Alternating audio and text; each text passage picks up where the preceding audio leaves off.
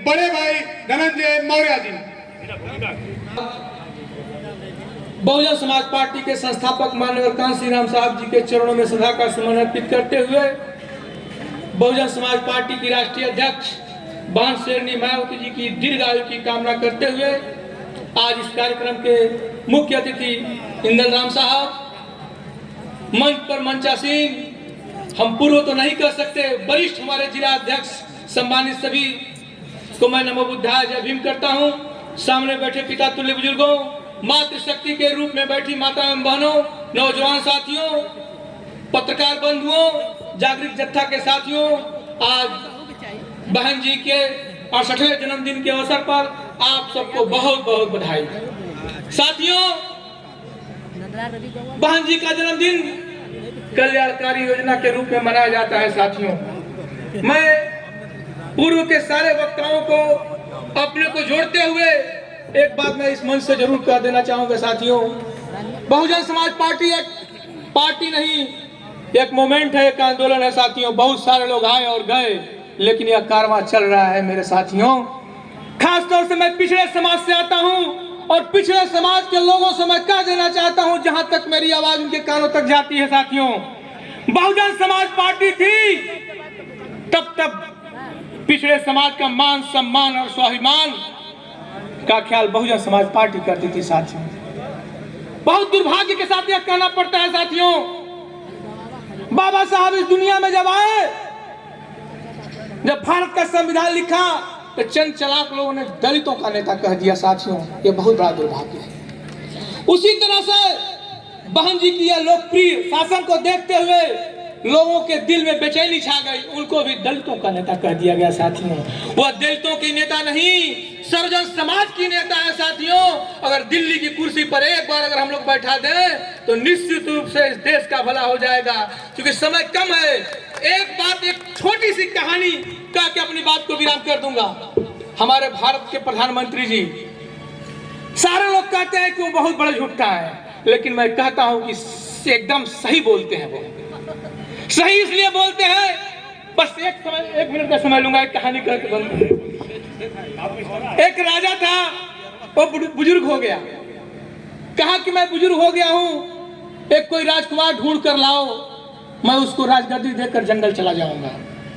मंत्री ढूंढते ढूंढते पूरे देश में ढूंढ गए, लेकिन कहीं उनको कोई कुशल व्यक्ति नहीं मिला।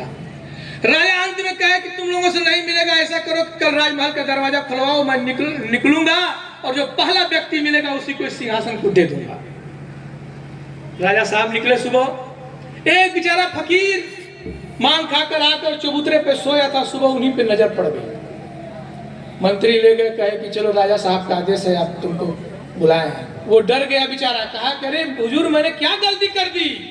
कहा नहीं, चलो राजा साहब का आदेश है, चलो तुम।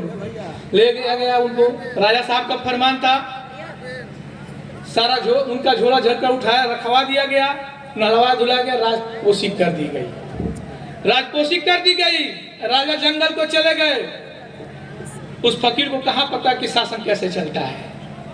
बैठा था, कुछ दिन बीता, सैनिक गए, मंत्री गए, कहे राजा साहब पूरब से पड़ोसी मुल्क आक्रमण कर दिया, क्या यार आराम से खाओ दूध भात, चिंता मत करो। कुछ दिन और बीता, दूसरी दिशा से आक्रमण हो गया, पड़ोसी मुल्क कर दिया, कहा फिर लोग पहुंचे, कहे राजा साहब दूसरे तरफ से भी आक्रमण। अरे यार, मैं कह रहा हूं ना, तुम लोग आराम से खाओ पियो, देख लूंगा मैं।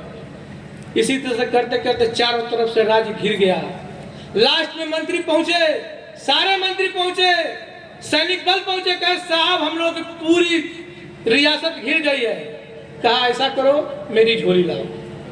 लोगों ने सोचा कि हो सकता है झोली में कुछ जादू होगा, निकालेगा सब भला हो जाएगा। अंत में पता चला वो झोली लोगों ने लेकर आया, कहा ये लो तुम लोग ताज और सब संभालो, मेरा झोला उठाया और मैं चला। आज आपको पता है कि वही हमारे भारत के प्रधानमंत्री जी करने वाले हैं 2024 में।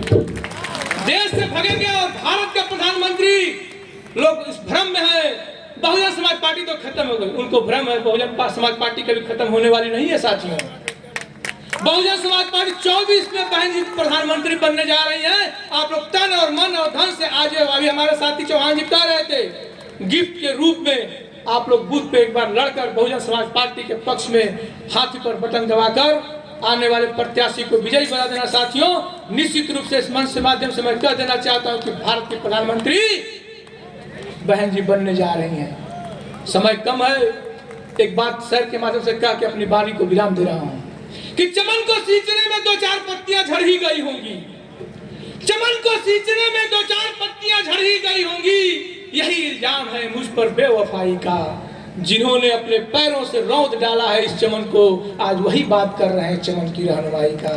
चमन। जय भीम, जय भारत, नमो बुद्धाय।